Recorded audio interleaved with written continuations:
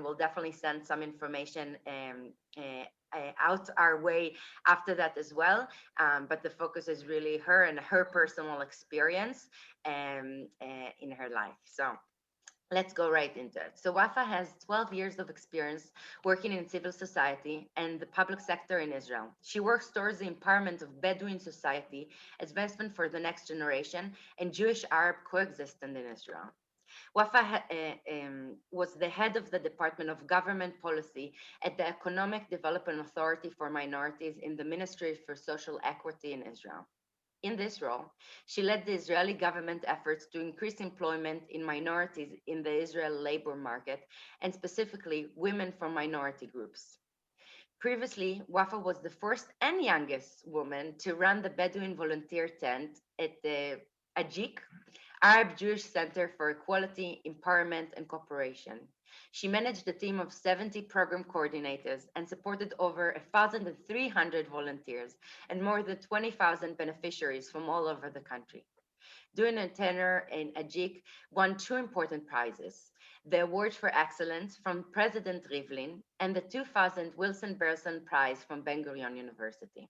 Wafa recently completed her master's degree from the University of Chicago's Harris School of Public Policy as an Obama Foundation scholar. She also holds an BA in Health System Management and an MA in Conflict Management and Resolution from Ben Gurion University. In her time in Ben Gurion, she also received the Graduate Excellence Award for 2018, which recognized significant and important contribution to the community in the Negev and in Israel. So Wafa, again, welcome, and Boker Tov, good morning. And I want to kind of open with allowing you to introduce yourself in the way that you want to be known today. Yeah, first of all, it's such a great pleasure to be with you this morning, and thanks for having me. I just want to give a little bit context to the professional bio that you just said. First of all, I born, raised, and live currently in Tel Sheva. It's a Bedouin village near Beersheba for those of you who have already visited Israel, and there is around 250,000 Bedouins who live in the south. And my professional life for me was a little bit clear and obvious what I wanted to do. So my dad wanted me to study medicine. My mom wanted me to go to law school. And I was leaning toward more to go and study medicine abroad. And for those of you who don't know, in order to study medicine in Israel, you have to be 21. So a lot of people from the Arab community just go and study abroad. So I wanted to go for 1 year to study language in Germany and then to study medicine. And actually, sadly and unfortunately, what happened when I was in the 12th grade, my dad died from cancer, and all my plans to go abroad and study medicine had to change. I didn't feel that I'm ready to actually go and study medicine abroad and to be in foreign country at this age. So I stayed in Israel and I started to study general health studies at Ben Gurion University. And there I had two experiences that actually shaped my professional views and my vision.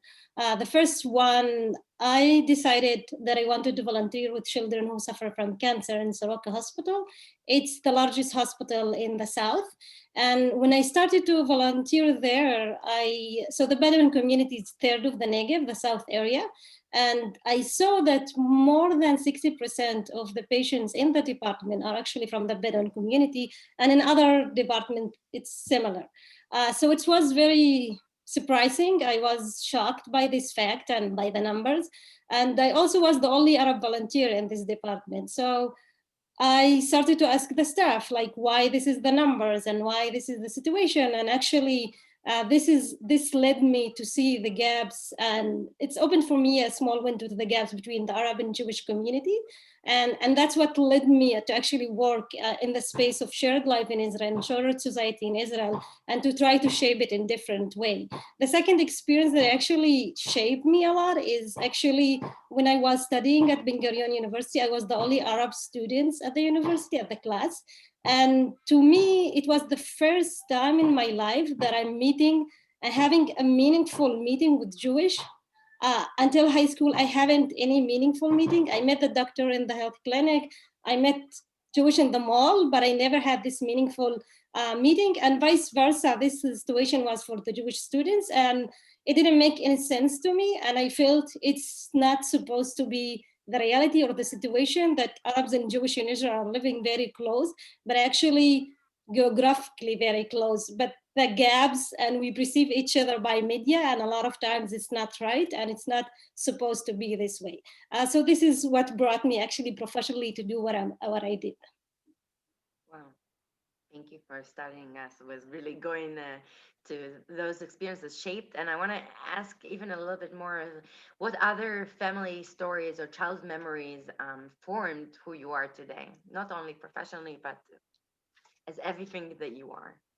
Yeah, so I want to give a little bit numbers about my family. So I come from a very big family. I have 13 brothers and sister, and actually I'm number 14. And my mom had 17 births. It's not like stopping at 14. And I have to say that I have at least 40 nephews and nieces, and I stopped to count, and I don't remember all the names. But this is actually a little bit numbers about the family that I'm coming from. My dad and mom, they got married very young. My mom was 13, my dad was 16. And they worked very hard actually to raise us and to actually give us the life that they aspire and they wanted us to have. And why I gave all this context, because they paid the high price in order to give us a decent life.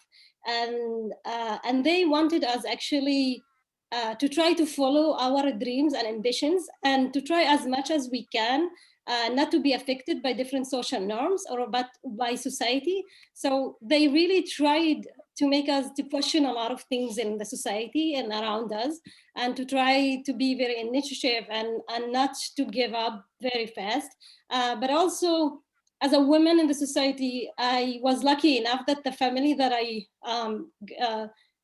lived in, raised by it loved a lot girls. So I was very lucky because I was the youngest among my sisters.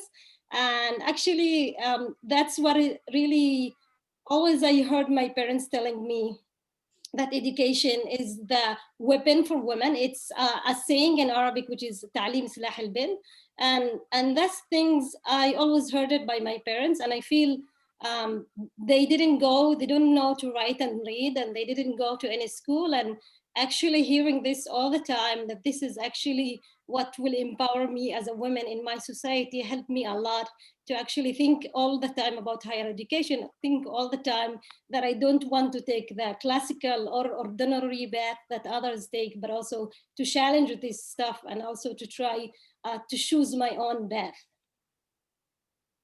Thank you.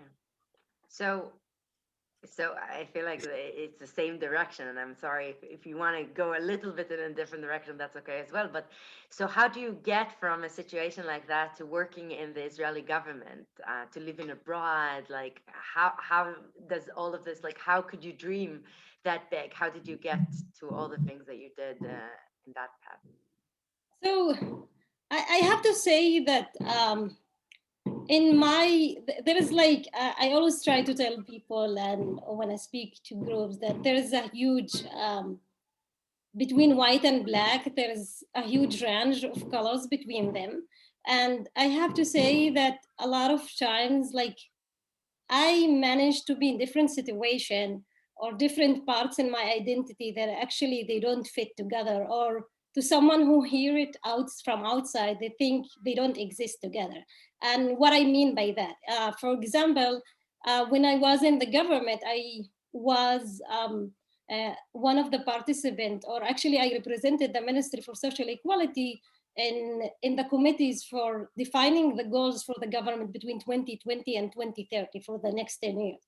And I was with senior people from the government, and I actually had the ability to be there and shape the future of the country and the future of the residents and citizens of Israel, and having a huge part there. But from the other hand, when I was outside and I outside the street, I was a Muslim woman with hijab. So I felt all the time I have this two contradiction. When I was at Ajik and I was managing a 70 staff member, men and women, Jewish and Arabs, and I was the I was 26 and most of them were older than me. And according to the hierarchy in my society, young people and women, they are not in the high priority of the hierarchy of the society. But this is one hand, and then when I am outside, or I am among the society, or I am among my family, I actually not in the top priority hierarchy of my society. I am a woman. And it's, I'm not saying it to underestimate it, but actually this is the two parts of my identity that existed the whole time. And being abroad and telling people I'm from Israel, and they will tell me I have a Jewish friend, and I'm like, but I'm not Jewish. Like, being in Israel, I'm Arab Israeli, and there are 20% of Israel who are Arabs. And a lot of times, these two sides in my identity, and being in this experience has like two sides that for other people it didn't exist, but I actually managed to exist with them and to live with them. And that's formed me all the time between these extremes and to go from one side to other side. So touching a little bit more about that, because I said in the end, I walk around in the street and I'm a woman with hijab. What do you feel that you're getting? Like, what do people assume about you? Whether it's when you're outside of Israel, and you mentioned a little bit, just like, you're Israeli, so you must be Jewish, or walking in the streets of Israel with a hijab as a Muslim woman. Yeah, I feel a lot in a lot of places I am, or in a lot of meeting professionally and personally, I find myself a lot the only young person around the table, the only woman, the only Arab woman. And uh, this is actually a different, like, it's a different path. And a lot of people assume, first of all, uh, assume a lot of things just looking at me without even saying any word, without knowing me. And they might assume that I'm not proficient, that I don't speak fluently Hebrew. They assume that I'm not educated. They assume that I have a certain point of view. So there is a lot of this um, assumption about me just looking about me. And I feel a lot of time when I interact with people, I just see like this, it's kind of walls that falls apart when I'm starting to speak and to tell people what. But I feel it's actually part of my attitudes and life, actually not to be defined by these assumptions, and not to be managed by this assumption, but to bring my own self and to try to contradict this assumption and be my own and not affected by them. So in that aspect, what do you wish people knew about you? Like, Yeah, i I feel like a lot of things, but um there is different things, but I feel one of the main things people think that I achieved, or I reached where I am very easily. And a lot of people think that it was for granted. And people see the different achievements or this wonderful bio that I have, but they don't see the process to reaching to this point. I always remind people that actually my starting point to a lot of this position and achievements is not, it wasn't different from any other bid. When I was in the university, I was 17. I just lost my dad. My dream to study medicine crushed in front of my eyes. I even to go in higher education because my dad was the only person working and actually financing the family. So even to go to higher education was in a big question mark. And the only thing that I had is to believe that this is something that is possible. And I think this is the only thing that I needed. And although I had all this reality, the only thing I was thinking about is Tony Robbins says the art of living is giving. And the only thing I was thinking about is actually to go and volunteer and give back to my community.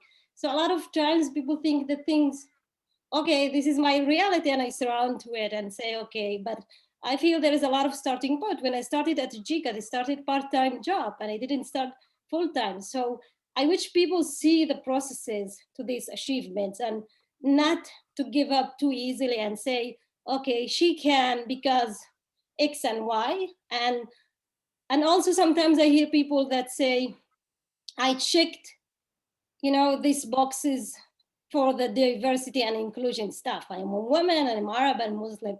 And this is how deeply communities or minorities don't believe that they actually can, and they don't believe they actually has the ability to do something with their own reality. So I'm not judging here, but I'm just saying this is like what people think. But actually, I wish they see it and I actually think about it in a different way, but also see the processes that not only me, a lot of people go through. The full story, to really know what it took to get to all the places that the amazing places that you got to. So I want to say that a lot of the questions that I'm asking is just to kind of open a different direction for us all to engage in the conversation. So I'm going to ask a couple more questions, but I already want to prepare your mindset, and everyone that's are here with us going to think of what questions do we want to engage in, what does it bring in with your own identity and your own story, and we would love to hear from you as well after. And so I want to ask you a little bit more about your own identity and your personal strength that brought you to where you are, and also your own connection to spirituality or to religion.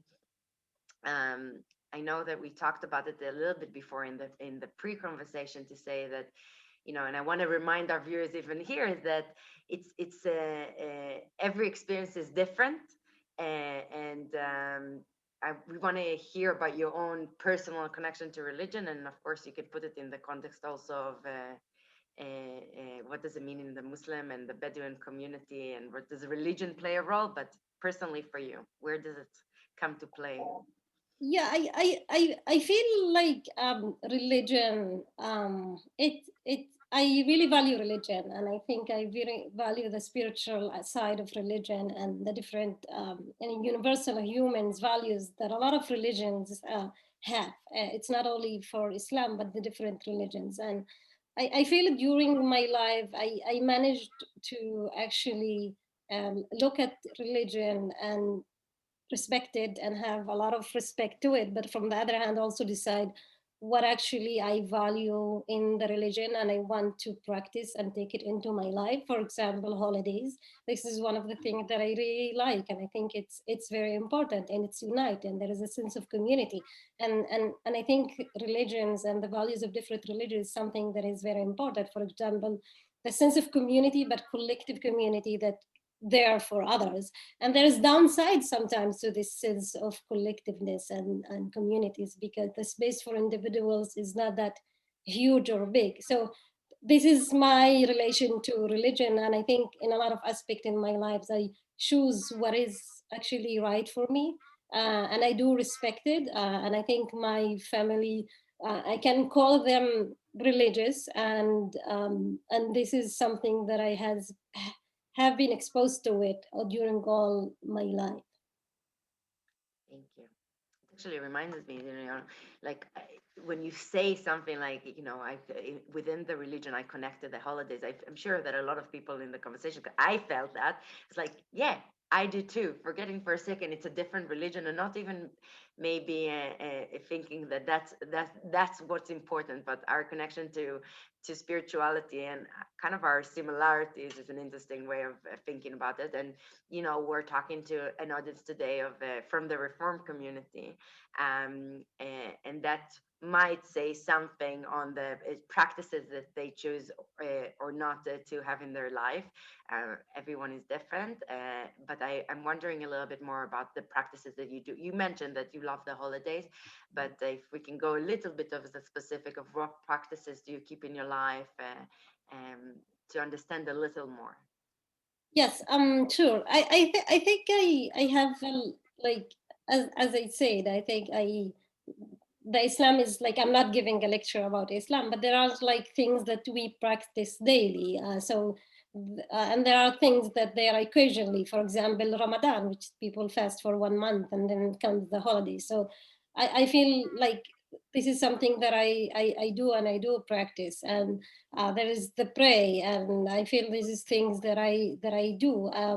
Again, I connect to it, but from different place. I don't connect to it because I have this connection spiritually, because I believe that there is like there's God or whatever everyone calls it. There is superpower behind us that connects all the universe and all people around. So this is something that is very important to me, to be connected to it as a person, and also as a person as part of the community. Um, Again, I feel I I respect and value religion. From the other hand, I feel I have like this kind of choice to choose where are the places that I don't want to be limited by religion. And this is something that I think is very dynamic. It's different from one period in my life to another, but I feel I have the ability to choose where it's I choose which side to take from the religions and are good for me. Not good for me, the right phrase, but where are the things that I believe that are right to what I believe the religion. But I connect to it different. I connect to it differently. What do you mean by I connect to it differently? I feel like I mean by that, I sometimes I feel it's like religion something that is, the relationship with religion is very dynamic, and it's not one way relations, and it's very evolved through the years. And that's the way I'm saying it's not, there is like these rules that we all have to do and we have to connect to it. It's something that is very spiritual and something that is um, we connect to it from different sides. I don't feel I want expand the conversation to this point, and I feel like I more connect to it spiritually. Really respect the religion, but I feel I connect to it, as I say, differently, from a side that is not limiting, but it's enabling people to evolve and to have their own space, but also for communities to evolve and to rely to religion in different aspects that sometimes it's hard to decide about it. Yeah, I'm sure a lot of our audience feel understand you in that place of finding what's right to our own life. So I want to ask you, and this is my kind of my final question before we open it to question from the audience. I'm hoping you're all ready to share some of your own experience and ask some questions. I want to ask, how does a day in your life look? What are maybe the boring parts? So we really kind of try and imagine how you live your life. Yeah, so it's a good question, because I feel I don't have a day which is pretty different. I feel the context which I don't feel my day will be different from someone that is in New York or in Tel Aviv, because I woke up in the morning, I do yoga, I do meditation. But the context that I'm living with it is very different. I'm living in the context of a Bedouin community. I'm living in the context of Israel. The Bedouin community is minority within minority. So it's very, very different. And in order to emphasize or to give you an idea by what I'm saying, I feel um, I managed through my life to understand what I want to take. So I will give an example. I was participating in conference in Egypt, Cairo, and it was for people from MENA region, Middle East and North Africa. And we had a dinner, and I entered the elevator, and a woman entered the elevator with me, and I was wearing a Bedouin dress, but it was in a modern way, stylish, fashionable dress. So she looked at me and she told me, you with this, with her hand, like, you call this culture? And I was upset and angry about her reaction. And then I was quiet for a couple of seconds thinking about her reaction. And then I told her, I own my culture. And she looked at me as trying to understand what I'm saying. And I told her that actually I have the ownership to decide what are the parts that I'm taking from my culture. And it's kind of, a lot of times in my life, I'm standing in the middle. I have two doors: the door of my society, my community, my religion, and the door of all the other sides in my life, professionally, the West world, the US world, the Israeli world, whatever you call it.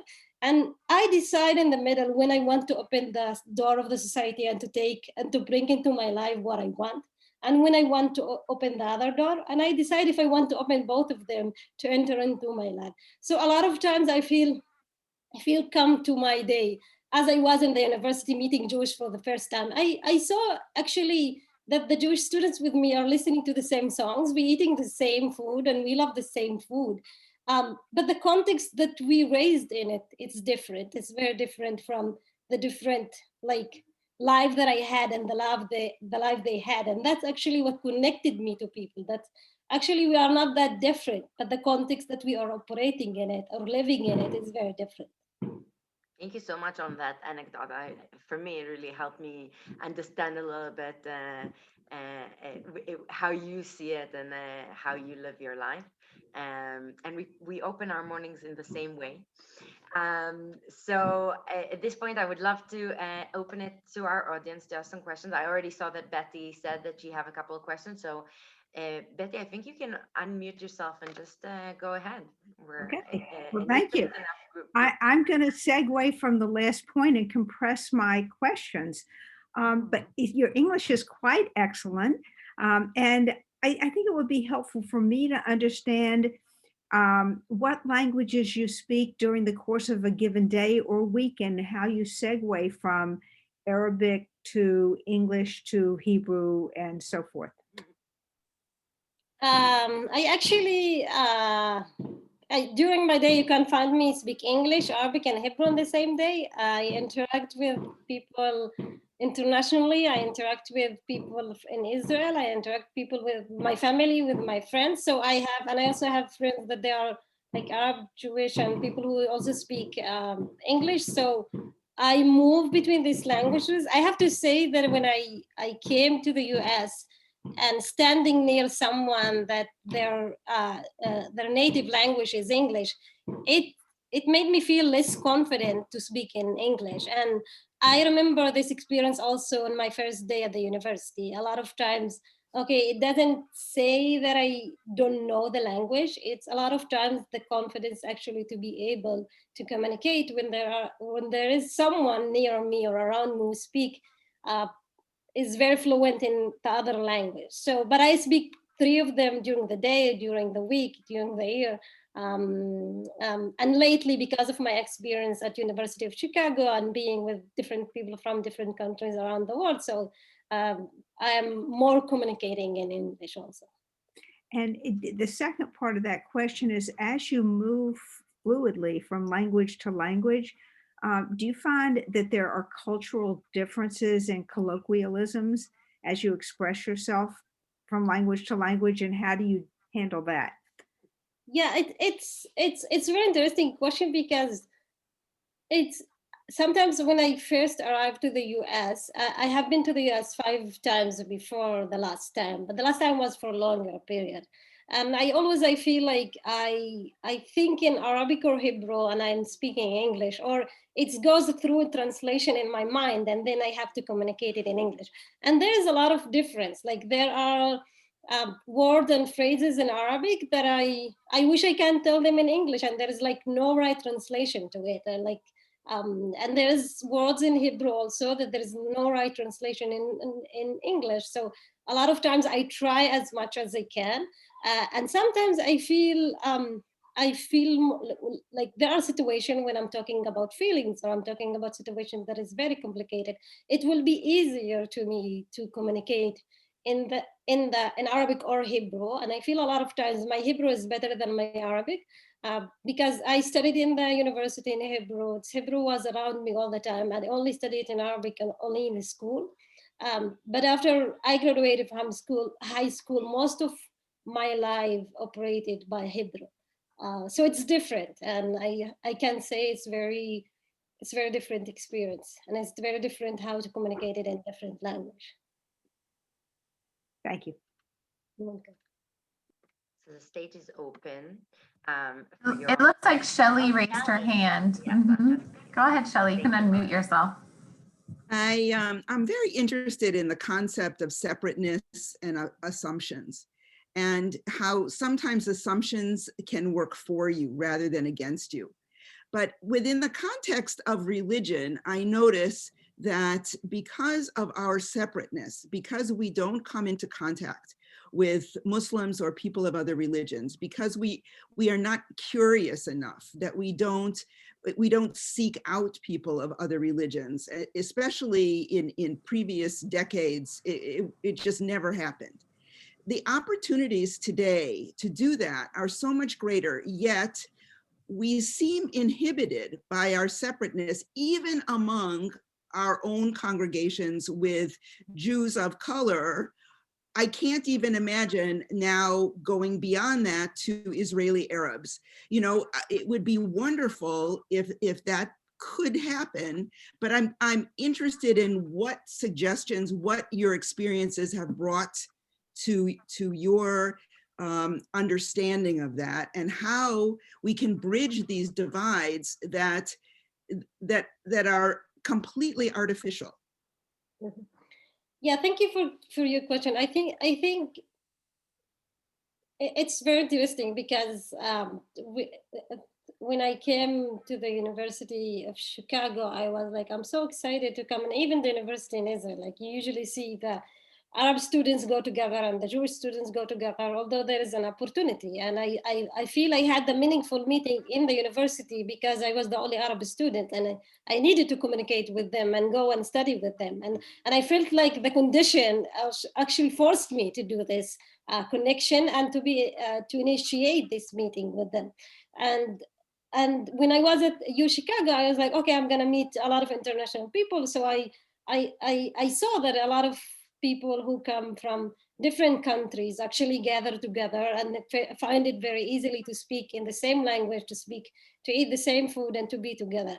So I feel this meeting, a lot of times we don't have to meet. Like when I am in school, I don't have any opportunity to actually meet someone that is Jewish, or Jewish students who are studying in a Jewish school. They don't have the opportunity or the need to go and meet someone from the other. So I feel there is different levels here. First of all, there is need for programs to actually make this meeting happen. And today, actually in Israel, the Ministry of Education is trying to there's COVID now, and it's becoming more challenging to do this stuff. But I feel this meeting can be done differently. First of all, like different policies, different programs by civil society can do that. Secondly, there is need to be like a common goal. When there's a common goal, or there is something that is together, it's the second thing that these actually meetings can happen. And the third thing, I think the most important thing is meeting in the workforce, in the jobs. When we try to make and shift, and actually that's what I was trying to help and do in the Ministry for Social Equality, is actually to make the space of the labor market of Israel more diverse and more inclusive. Because when I work with someone from the other community, actually, I see, like, I hear about their holidays, I hear them speak the language, I start to be curious and make these things. And these things not gonna happen alone, and specific in contexts where there is like the tensions between the majority and minority. A country like Israel, it has to be helped by others, and it could be the government, it could be the civil society, and it could be in the private sector by bringing different people to work in the same in the private sector from diverse backgrounds. That's the three things that it can help. Thank you. I think we have time for at least one more.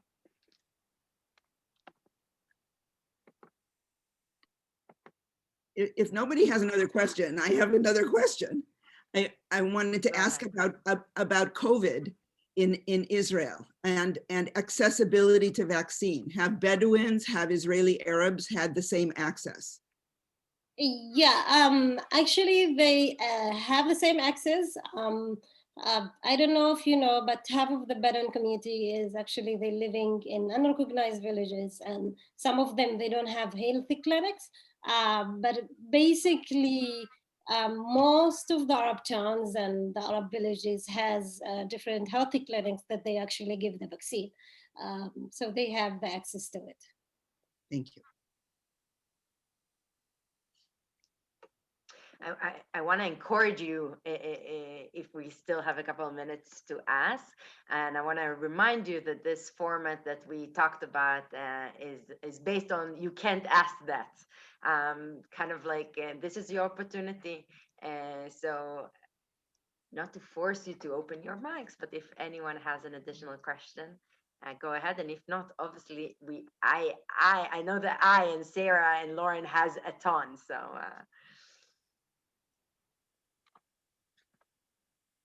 So I could ask endless questions.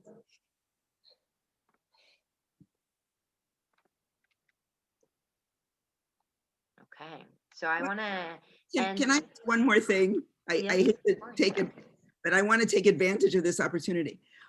When you're in meetings where people make assumptions and either ask you or say something which is which you know to be a stereotype, or you know to be a microaggression, or how do you handle it so that people are informed and not defensive? I actually I feel that in the beginning I was sometimes like very angry at this kind of stereotypes, and that sometimes I feel that I need to prove something or to be like to do something. But I think with time I understood that I want to be more curious about the assumption of people, and I know where they come from, but a lot of times I found out that those assumptions actually come from different places. And what I actually do, I start to the conversation not by tackling the stereotype or the assumption that people have. I just try to be curious about their lives, and a lot of times I found out that those people actually they are Moroccan Jewish, or they are Tunisian Jewish, and they have this connection to the Arab world. And then the assumption that they had sometimes comes from their own experience or the media or whatever. So I became less defensive about it and not trying to prove anything to anyone, but just being me and just being me. And these stereotypes are getting like, they will lose this assumption as stereotype. And sometimes people will keep this assumption as stereotypes, and you can't change people. And my role is not to change people. My role is to be me and to do my best. And I feel this is the thing that I'm doing for a long time, not trying to be defensive and not to be aggressive in my reaction and not to be educate anyone. I feel this is not my job. And I feel a lot of time I connect with people to the human side. And while I connect to them, the human side, they understand they actually, these assumptions, they will lose this assumption by the fact that I'm connecting with them from a different place. So yeah, that's what I do. Bonnie has a question, and Judy. Oh, good. Everyone's getting confident. Who unmuted first? Hi, I'm Bonnie Steinberg. Oh, I'm Bonnie Steinberg. In America, in the American Jewish community, sometimes we are exhausting ourselves with our aggressive need to see our kids achieve, get educated and achieve, get educated and achieve. We have exhausted ourselves, and it has good points and it has some downsides. In coming from your family, your large family, and this wonderful close-knit community, what are the expectations for the majority of the kids or the majority of the girls? Do your girlfriends that you grew up with achieve in similar ways? Do they feel the same thirst or ambition? Yeah, I think I feel like the people in my community or in my community, so different parents and different families, they didn't have the right or the privilege to go to have education. Like if I'm talking about like 40, 50 years ago, it wasn't like women weren't allowed to go and get education. And lots of parents didn't get this education. And I feel like our parents and our families are they tried very hard, okay, go get education, get a job and a decent job, and we will provide you with everything. You just need like to live a decent life in this way. This is the best to it, to get education. So a lot of my friends are the same in different fields, of course. But this is a theme that is very common in the Arab and the Bedouin community. And I feel because in like it's a minority, and we have that, like we always feel that we need to be very achievable or to have different degrees and in order to outstand and to be outstanding, because um, most of the Arab community don't serve in the army. So we usually come younger to the universities. We are usually don't have any experience. And we all the time have this responsibility to actually outstand among other candidates from different. So education is something that is very important to our parents and families to encourage us to get and to be very achievable and to excellence and all of these things. This is something that is very rooted in the community.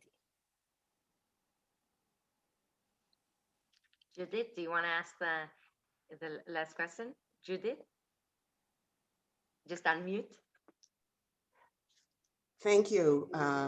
Wafa, I'm so impressed and thank you for joining us today because your presentation has been so amazingly interesting. For me, I've never had an opportunity like this, so thank you. Thank you. I was reading your biography on the internet just now, and coming from a large family and a single mom, I understand. How old were you when your dad died? I didn't get that. 17.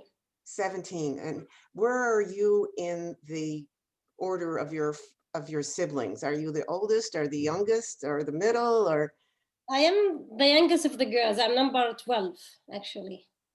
In the end, toward the end. Yeah, so you want to, okay, so tell me, how many girls in your family, how many sisters do you have? I have 7 sisters and 6 brothers. So tell me about the rest of your family. You are so accomplished, and I'm just so impressed at how your parents, both being illiterate, were so passionate about getting an education for your family. Did that translate to the rest of your siblings? Yes, it did. Actually, all my brothers and sisters got education, and they went to higher education. And I'm talking about going to higher education when my oldest sister is 50 plus years. So it's about when it was very rare for a woman in the Bedouin community to go and study. She is actually a teacher. And I feel like this is not my only case. I choose another path than education, or because of the experience that I shared with you. But all my brothers and sisters actually got higher education, and they got jobs, and they went to different paths in their lives. And this is the case of all my family. I got to be the youngest and be wild a little bit where I choose what I want to do. Yeah. So what do you think that your parents had, the inner strength to be able to encourage? Is that part of your the Bedouin community to get the education that you all achieved? Or was that something that was unique to your parents? I think if I'm looking back, I think this courage and passion, it was unique to my family and to other few families, Bedouin families. But I feel my parents, because they didn't get this chance to be where they wanted to be, and because they paid a high price actually raising a family and devoting their whole life for the family, they wanted us to actually get higher education and to have a better life. And that's what they encourage us. And this is something that was rare. Again, maybe today people in my age go and get higher education and study. But if I think about my oldest brothers and sister, that they are in their 50s, it wasn't very common in the Bedouin society to go and study, or it wasn't even common not to get married at 18. And that's what my dad and parents shows, that my sisters and brothers, they don't get married at a young age. And this is a very brave decision to make and actually face the society that, okay, we got married at a young age, but our children are not gonna do the same. And I really admire that. And I feel they have a lot of wisdom, and they always encourage us to actually be who we are and what we want to be. It doesn't matter what it requires from us, and how the society will react to it. Very, very impressive. Thank you. Thank you. Thank you, Judith, for your questions, and thank you, Wafa. And I let us all be a little bit behind. Unfortunately, we have to end, but this was too good to stop. Wafa, thank you so much for opening your life and your personal experience and your heart like this to us in an intimate conversation. I want to thank everyone for participating, for being curious and being open to hearing someone else's story, and really, really listen and really, really hear. And I don't know about you, but I felt this connection between all of us here today. And with what Wafa said to us also about kind of just, meeting each other and letting this opportunity and getting to know each other in that way is so important in us, for not to make assumptions, for us to be more connected to each other. So Wafa, I want to give you the option to say the final word. So if you have any kind of something that you want us to live with today, the stage is yours, and then we'll say goodbye and wish everyone a good day. Yeah, I just want to say that one of the things that actually, and this is like a message to everyone in this conversation call, that my main message is always to try to be part of the solution and not part of the problem, and to take responsibility about my life. And I feel obligated, and that's what is actually the direction of my life, my whole life. It doesn't matter which situation I am encountering, it actually to be there and to be present and to face and to be able to take responsibility. And this is something that is very important. Thank you so much for the opportunity to meet you and to be with you today and to share my story with you. This was unbelievable. Thank you so much. I wish all of us a good day, and I'm hoping that you're going to join us for the next session, and keep following this, because I think we're doing something very special here today. So thank you so much, Sarah and Lauren and Central Synagogue, for allowing programs like this and real connection to happen between our community and the community in Israel and in general. So have a good day, everyone, and להתראות. Bye, everybody. Thank you for coming. Thank you. Thank you, Time. Wafa. Thank you.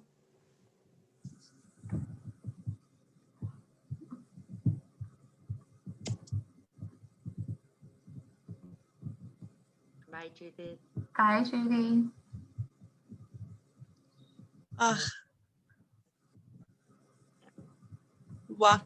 Thank you very much. It was a wonderful program, as always. Thank you for your excellent questions. Those were really great. Oh, well, I was just interested in her personal life and 14 children, and wow, amazing. So look forward to the next one. Thank you all very, very much. You're welcome. Bye, Judy. Have a good day. Bye-bye. Bye-bye. Kareem.